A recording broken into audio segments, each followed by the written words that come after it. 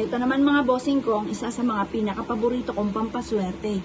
Ito pa mga bossing ko ay ang asin. Ang asin mga bossing ko ay mabisang pang-cleansing ng kapaligiran ng ating tahanan at maging ang ating negosyo. Kaya kung ikaw may negosyo, huwag na huwag kang magpapawala ng asin.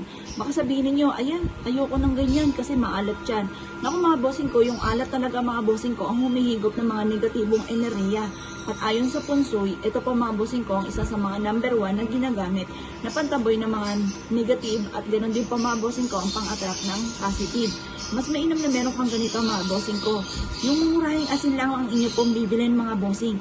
Kasi ang asin mga bossing ko na mahal ay baka mapaaray pa ang inyo pong bulsa dahil mahal po ito yung mga iodized. Pero kahit mga simpleng asin lamang, okay na po yan at napakaswerte na po niyan mga bossing.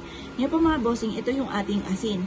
Sa unang sabakan mga bossing ko, kahit mainit ngayon mga bossing ko, yan po mga bossing ko ay matutunaw, lalo-lalo na't marami po yan nahigop na negatibong enerhiya. Pero mga bossing ko, pinagtiyagaan ko po ito mga bossing ko dahil mumurahin lang naman ang aking ginamit. Yung mga nabibilang sa bakita mga bossing, yung 20 pesos ang takal, 10 piso at 50. Napakarami na po nun mga bossing. Ngayon pa mga bossing, ito lang naman ang aking ginagamit, yung mga mumurahin lamang pero napaka-epektibo. Gawin niyo po ito mga bossing ko, pagtiyagaan lang niyo lamang. Kapag po ito'y natunaw, ang ibig sabihin, maraming mga negatibo na nahigop po siya. Pero dahil pinagtiyagaan ko nga po siya mga bossing ko, ito kahit bawat taon mga bossing ko ay hindi talaga siya natutunaw. Tumitigas lang ibabaw mga bossing ko ng asin. Pero okay lamang po yun, huwag lamang matutunaw. Kasi pag natunaw, yun nga, marami mga kamalasan siya na nahigop. Kaya huwag yun ang pagsayangan pa. Itapon nyo na po yan sa may lababo po ninyo at hugasan mabuti itong lagayan po natin at lagyan muli ng bagong asin mga bossing. Ngayon po mga bossing ko, ang asin mga bossing ko ay marami na akong patotoo na sinuwerte dito at isa na rin po ako dyan, hindi na ako magtuturo at napakaswerte nito mga bossing. Ngayon po mga bossing ko, tatambalan po natin ito ng perpektong kombinasyon na luya. At ganoon din po mga bossing ko ng bawang at tatambalin din natin ito mga bossing ko ng dahon ng laurel at ng bawang. Ganyan lamang po inyo pong gagawin. Perpektong sangkap mga bossing ko para sa pagluluto. Charot, hindi pa mga bossing. Bukod sa napakasarap kapag hinaluan natin ng mga ganitong sangkap ang ating niluluto, ito po ay pasasarapan din ang buhay po natin. Ang buhay po natin, kung ikaw po ay napakamasalimuot, ang buhay ninyo sa ngayon at ang dami mga pagsubok na pinagdadaanan, gamitan nyo po ito mga bossing ko ng ganitong mga pamamaraan.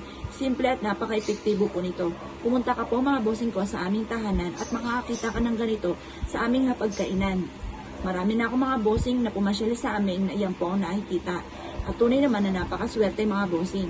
At lalo ko sinisipagan at nagtsatsaga talaga ako. Kasi wala naman pong isang click lamang ikaw po ay may pera na.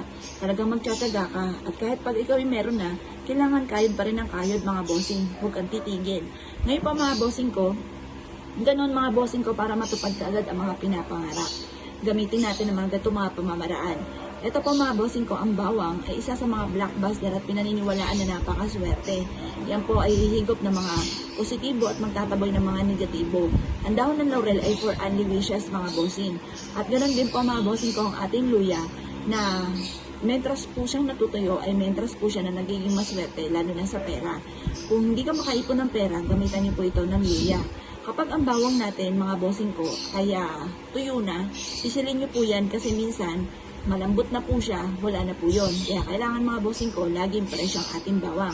Pag pinsil nyo po yan mga bossing ko, at malambot na, itapon nyo lamang. Pero kung matigas pa po siya, pero natunaw ang asin, hugasan nyo lamang po itong 3 sangkap na ito at asin lang ang inyong papalitan.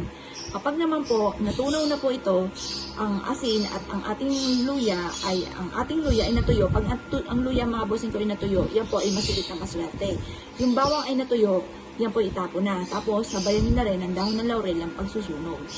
Ngayon pa mga bossing, bawat taon ay pinapalitan ng ating mga pampaswerte, lalo na ito. Kasi wasa hindi nyo pinalitan kung ano ang naganap sa inyo ng taon na ginawa nyo ito, ganun din ang magaganap sa inyo ng taon na paparating. Kaya dapat laging bago ang ating pong mga pampaswerte. Ngayon po, kung ikaw ay naniniwala at na-issue po itong gawin nyo po ito kada Tuesday or Friday. Pero, sinasabi ko po, kapag po abala po kayo at hindi kayo makakapaggawa ng Tuesday o Friday, gawin niyo na lang ito kahit anong araw, basta sa umaga ng alas 7 at sa silangan kahaharap. Proven po ito mga bossing. Kaya kung ikay naniniwala at nais nyo po itong gawin, huwag ka naman patumpik-tumpik pa. Kung nais ninyo na maka-attract ng swerte ng maraming pera, ay subukan nyo na po ito. Kaya kung ikay naniniwala at nais nyo po itong gawin, good luck po sa inyo po lahat.